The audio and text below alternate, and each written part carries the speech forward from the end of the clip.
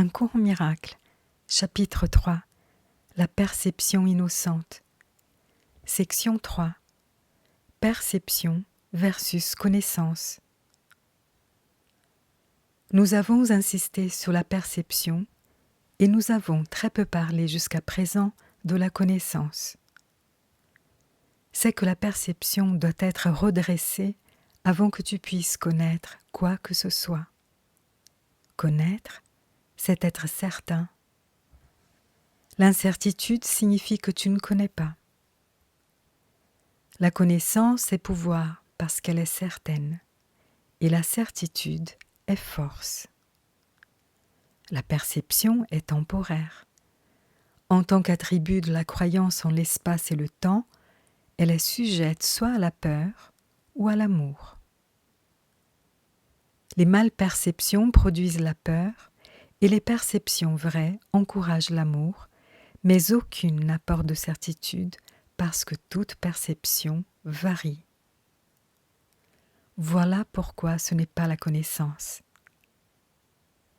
La perception vraie est la base de la connaissance, mais connaître est l'affirmation de la vérité et par-delà toute perception.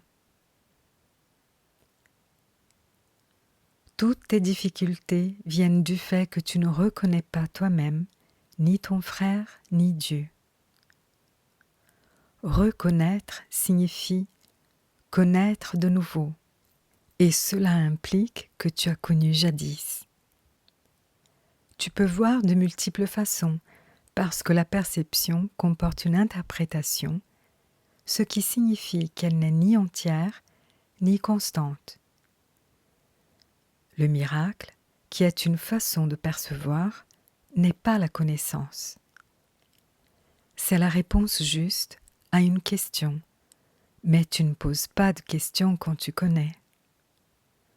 Pour défaire les illusions, la première étape est de les mettre en question. Le miracle, ou la réponse juste, les corrige. Puisque les perceptions changent, il est évident qu'elles dépendent du temps. Comment tu perçois à n'importe quel moment détermine ce que tu fais, et les actions doivent se produire dans le temps.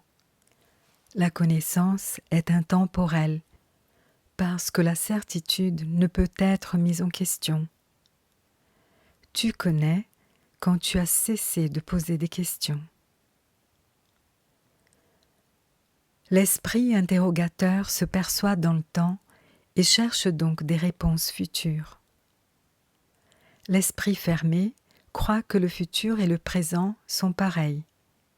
Cela établit un état qui, en apparence, est stable et qui habituellement est une tentative pour contrebalancer la peur sous-jacente que le futur sera pire que le présent.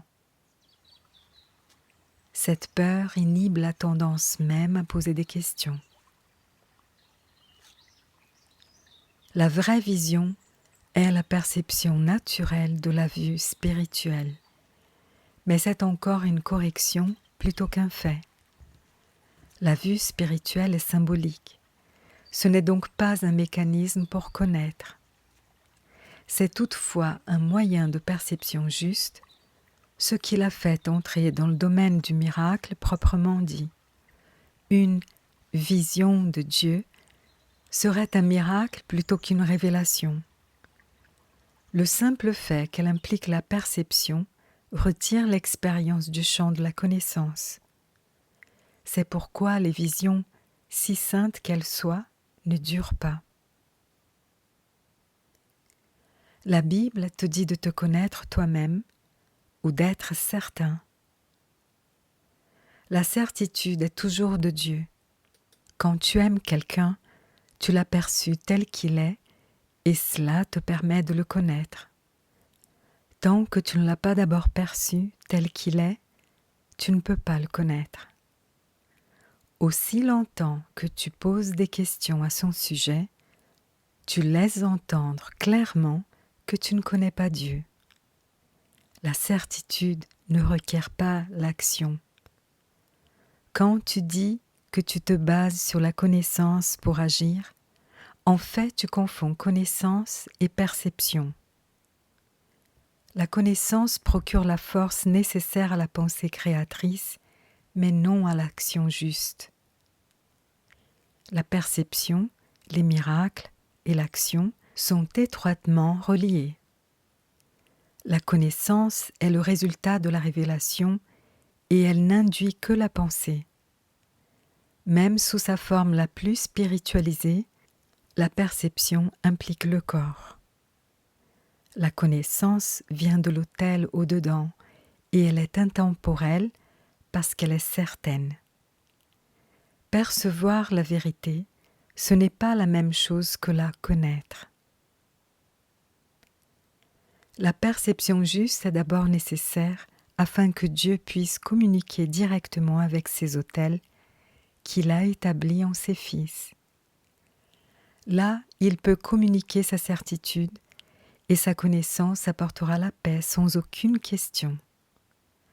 Dieu n'est pas un étranger pour ses fils et ses fils ne sont pas des étrangers les uns pour les autres. La connaissance a précédé à la fois la perception et le temps, et c'est elle qui à la fin les remplacera. Voilà la signification réelle de l'alpha et l'oméga, le commencement et la fin, et avant qu'Abraham fût, je suis. La perception peut et doit être stabilisée, mais la connaissance est stable. Crains Dieu et observe ses commandements, devient, connaît Dieu et accepte sa certitude.